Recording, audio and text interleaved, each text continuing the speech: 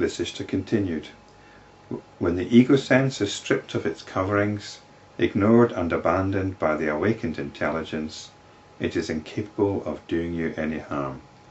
The self is infinite consciousness. Even if the ego sense dwells in this body, how is the self affected?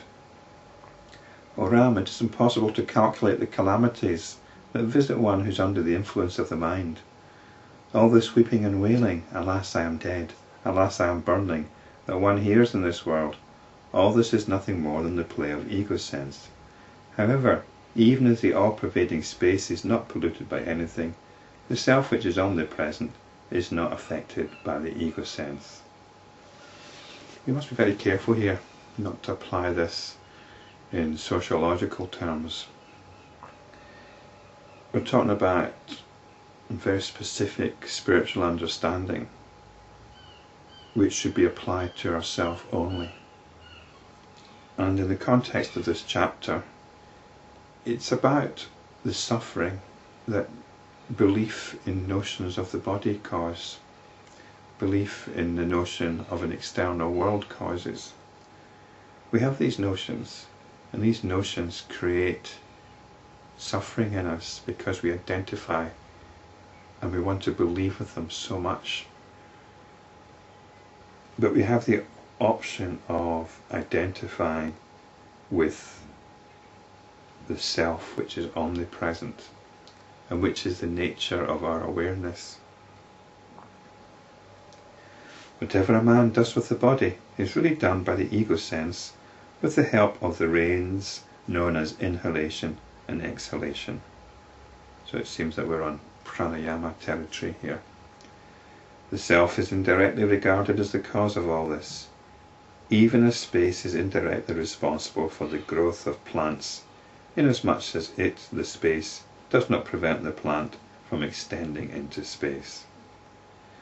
So this is an interesting way of understanding causality. It's a very passive kind of causality. We think of causality or causation as an active thing. You hit something and there's a reaction, so that causes the action causes the reaction. But there's another way of understanding causality. It's something which allows something to happen. So space allows things to grow. If there's no space, then you couldn't have growth. In the same way, awareness, or the self, allows everything to be. Because if there's no awareness of something, you cannot ascribe existence to it. Even as a lamp is considered responsible for the vision of an object, the self is regarded as responsible for the actions of the body, mind, etc., which function in the light of the self.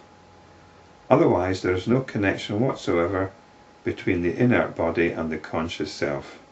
It is only because of the energy of the self, prana, which is constantly vibrating, creating agitation everywhere, that the mind is confused with the self. So the mind is not the self.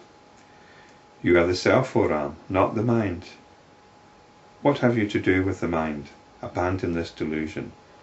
The goblin mind residing in the body has nothing to do with the self, yet it quietly assumes I am the self. This is the cause of birth and death. This assumption robs you of courage. Give up this ghost, O Ram, and remain firm. Neither scriptures, nor relatives, nor even the gurus or preceptors can protect a man who is utterly overpowered by the ghost known as the mind. On the other hand, if one has laid this ghost, the guru, the scriptures and relatives can easily aid him, even as one can easily rescue an animal from a mud puddle. They who have laid this ghost are the good people who render some service to this world. Hence one should uplift oneself from this ignorance by laying this ghost known as egosense. O Ram, do not wander in this forest of worldly existence like an animal in human garb.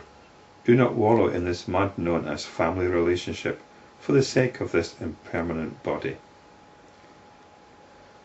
We should be careful how this is read. I don't think it means that you should give up family relationships. But what it means is not getting stuck in the intense psychodynamic that family relationships entail.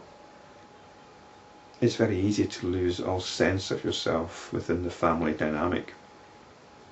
So you can become an effective family member, a more effective family member, by not getting caught up in that family dynamic, by not identifying with it. You still engage with the family, but you don't identify with it. Because there's only one thing worth identifying with, and that's the self. The body was born of someone. It is protected by the egosense, and in it happiness and sorrow are experienced by someone else. This indeed is a great mystery. Even as the essential nature of a pot and that of a piece of cloth are non-different, even so the essential nature of the mind and that of the infinite consciousness are non-different. One wonders what the essential nature of a pot and a piece of cloth are. They seem quite different, don't they? But a pot is made from clay, which comes from the earth, and cloth is woven from fibre, which comes from plants, which come from the earth. So in a way they're both of the nature of the earth. They're both woven or constructed from the earth. In this connection, I shall narrate to you the teaching that was imparted to me by Lord Shiva himself. The vision revealed in that teaching will destroy even the greatest delusion. So that will be in the next video. The teaching from Lord Shiva.